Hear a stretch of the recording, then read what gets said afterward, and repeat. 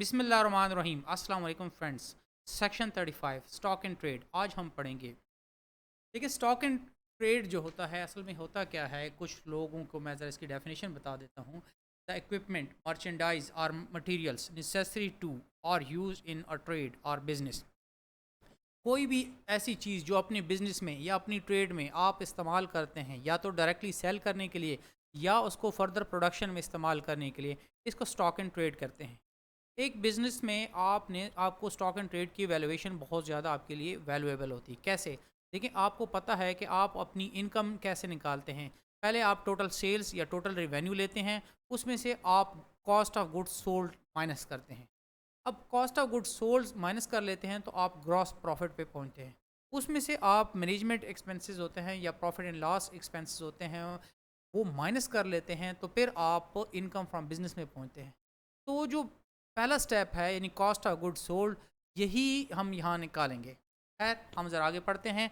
For the purpose of determining person income chargeable to tax under the income from business. अब हम income from business जो कि chargeable to tax है वो निकालना चाहते हैं। फॉर अ टैक्स ईयर, एक खास साल के लिए, the cost of stock and trade dispose of by the person in a year shall be computed in accordance with following formula namely. अब हम ये देखना चाहते हैं कि एक साल के अंदर एक बिजनेसमैन ने कितना स्टॉक एंड ट्रेड को डिस्पोज किया, यूटिलाइज किया, और वो इस्तेमाल होके सेल हो गया। ये चीज़ हम निकालना चाहते हैं। इसके लिए जो फार्मूला है वो है ए प्लस बी माइनस सी। अब हम देखना चाहते हैं कि ए क्या चीज़ है, बी क्या चीज़ है, और सी क्या चीज़। ए है the opening value of person stock and trade for the year. देखिए, आपका जैसे साल शुरू हो रहा था तो उस वक्त अगर आपका रनिंग बिजनेस है तो आपके पास कुछ ना कुछ स्टॉक एंड ट्रेड पड़ा होता है। मिसाल के तौर पर आपके पास 10 लाख का स्टॉक एंड ट्रेड पड़ा हुआ है। एक चीज़। B is the cost of stock and trade acquired by the person in the year. अब बी है कि इस साल के अंदर आपने कितना स्टॉक एंड ट्रेड जो है मज़ीद परचेज़ किया, अक्वायर किया। 10 लाख का आपके पास फ़र्क कीजिए ओपनिंग स्टॉक था, और 50 लाख का स्टॉक आपने इस साल के अंदर अक्वायर किया। तो यानी ए प्लस बी की वैल्यू कितनी होगी है, 10 लाख जमा 50 लाख इक्वल टू 60 लाख। तो ए प्लस बी की वैल्यू कितनी होगी, 60 लाख। माइनस सी है। अब सी क्या चीज़ है, सी असल में है closing stock in trade. C is the closing stock in trade value of for the year. यानी कि देखें, 10 लाख का आपके पास पहले से मटेरियल या स्टॉक एंड ट्रेड अवेलेबल था, 50 लाख का आपने मजीद करा। इसका मतलब 60 लाख का स्टॉक एंड ट्रेड आपके पास अवेलेबल था जिसको आप सेल कर सकते थे। लेकिन उसमें से जब आपने साल गुजर गया तो आपने देखा कि आपके पास 15 लाख का स्टॉक एंड ट्रेड अभी भी पड़ा हुआ। इसका मतलब क्या हुआ कि आपने डिस्पोज कितना किया, डिस्पोज किया 60 लाख में से 15 लाख माइनस कर लेंगे तो वो आ जाएगा 45 लाख। ये 45 लाख असल में आपके पास है cost of stock and trade that has been dispose of. A plus B minus C. अब हम सब सेक्शन 2 पढ़ते हैं। The opening value of stock and trade for a person for a tax year shall be. अब हम निकालना चाहते हैं कि ओपनिंग स्टॉक एंड ट्रेड कैसे निकाला जाएगा। अब ज़रूरी नहीं है कि जैसे साल गुजरेगा तो जो है ना यकम तारीख को यानी कि यकम जुलाई को आप बैठ जाएंगे और जो है ना अपने स्टॉक एंड ट्रेड को काउंट करना शुरू कर लेंगे, वैल्यू के साथ ऐड करते जाएंगे हर चीज़ को, तो फिर जो है ना आपके पास वैल्यू आ जाएगा। ऐसे नहीं होता। The value of person stock and trade at the end of the previous year. भाई देखिए, नेक्स्ट ईयर का जो ओपनिंग स्टॉक होगा वो सीधा साधा पिछले साल का क्लोजिंग स्टॉक होगा। मतलब 30 जून को पिछले साल आपके पास 10 लाख का मटेरियल पड़ा था, तो इस साल का ओपनिंग स्टॉक भी तो वही 30 लाख 10 लाख ही होगा। जो पिछले साल का क्लोजिंग स्टॉक होता है इस साल का ओपनिंग स्टॉक होता है। ये तो होता है जब आपका रनिंग बिजनेस होता है। बाज़ औक़ात आप बिजनेस नए सिरे से स्टार्ट करते हैं या बिजनेस आप अक्वायर कर लेते हैं, तो फिर क्या होगा, where a person commenced to carry on the business in the year, the fair market value of any stock and trade acquired by the person prior to commencement of the business। अब फ़र्ज़ करें कि business आपने start ही इस साल में किया। इसका मतलब क्या हुआ कि ओपनिंग स्टॉक आपका शुरू में तो कोई नहीं था। तो अब आपने बिज़नेस स्टार्ट करने के लिए कुछ ना कुछ चीज़ें खरीदी, तो उस या कुछ ना कुछ चीज़ें साथ लेके आए। अब वो जो मटेरियल था या स्टॉक एंड ट्रेड था, उसकी जो फेयर मार्केट वैल्यू है at the commencement of business, वो आपका ओपनिंग स्टॉक हो जाएगा। 3 सब सेक्शन 3 क्या कह रहा है। द फेयर मार्केट वैल्यू, या फिर इसका एक और तरीका भी हो सकता है कि आपका बिल्कुल ज़ीरो से स्टार्ट करते हैं, आप बिज़नेस स्क्रैच से स्टार्ट करते हैं, तो जो मटेरियल लेके आते हैं, जो आप स्टॉक एंड ट्रेड लेके आते हैं और जो इस तरह की चीज़ें लेके आते हैं, कंज्यूमर मटेरियल होता है, वो सारा का सारा आप परचेज़ में डाल लेंगे, जो इस साल आपने एक्वायर किया ओपनिंग स्टॉक, इस केस में आपके पास ज़ीरो हो जाएगा। Sub section 3, the fair market value of stock and trade refer to in clause B of the subsection 2 shall be determined at the time of stock and trade at the time the stock and trade is ventured in the business। अब B में हमने कहा कि business आपने इसी साल start किया, तो जितने स्टॉक एंड ट्रेड के साथ आपने बिजनेस को स्टार्ट किया था वो आपका ओपनिंग स्टॉक बन जाएगा। लेकिन अब उसकी वैल्यू कब लेंगे, फेयर मार्केट वैल्यू किस दिन को लेंगे?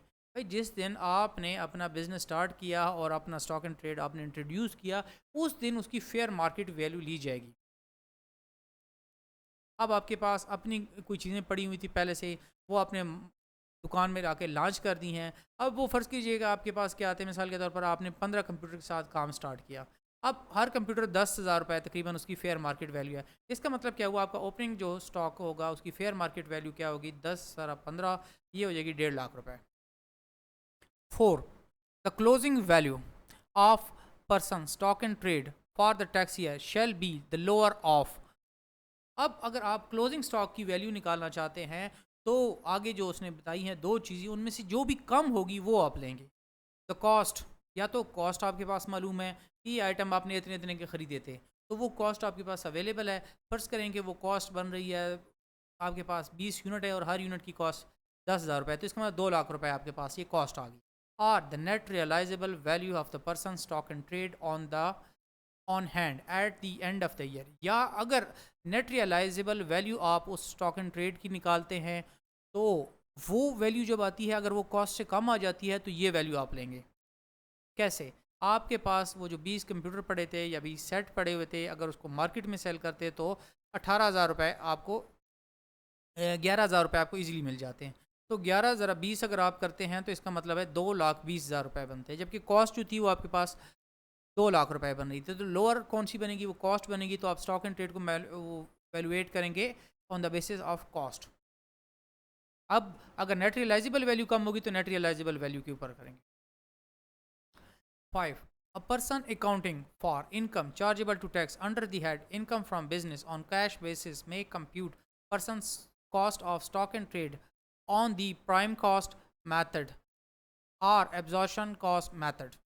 अब अगर आप इनकम फ्रॉम बिजनेस निकालना चाहते हैं और आप अपनी इनकम चार्जेबल टू टैक्स निकालना चाहते हैं और आप कैश बेसिस ऑफ अकाउंटिंग इस्तेमाल कर रहे हैं, तो आप अपनी जो इन्वेंट्री है या स्टॉक एंड ट्रेड है उसकी वैल्यूएशन करना चाहते हैं, तो इसके लिए आप प्राइम कॉस्ट मेथड इस्तेमाल कर सकते हैं या एब्जॉर्प्शन कॉस्ट मेथड इस्तेमाल करें।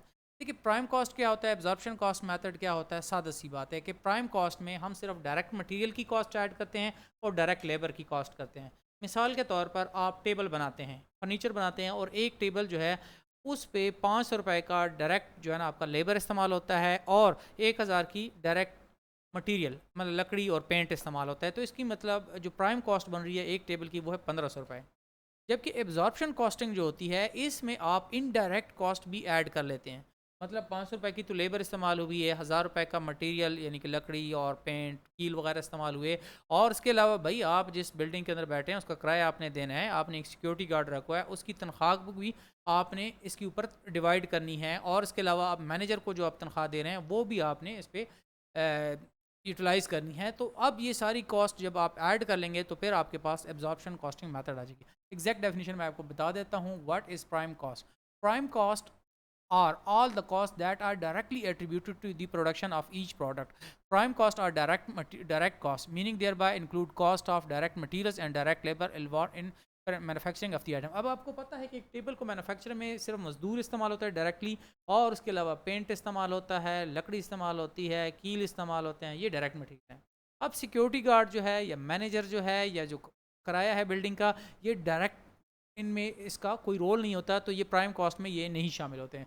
जबकि जो एब्जॉर्प्शन कॉस्टिंग होती है वो होती है absorption costing some type called full costing, और इसको फुल कॉस्टिंग का नाम दिया जाता है। इज मैनेजरियल अकाउंटिंग मेथड और capturing all the cost associated with manufacturing of a particular product direct और इनडायरेक्ट। इसमें हम डायरेक्ट कॉस्ट यानी कि लेबर और मटेरियल की भी शामिल करेंगे, और इनडायरेक्ट कॉस्ट जिस तरह के मैनेजर की सैलरी होगी या सिक्योरिटी गार्ड की होगी, और उसके अलावा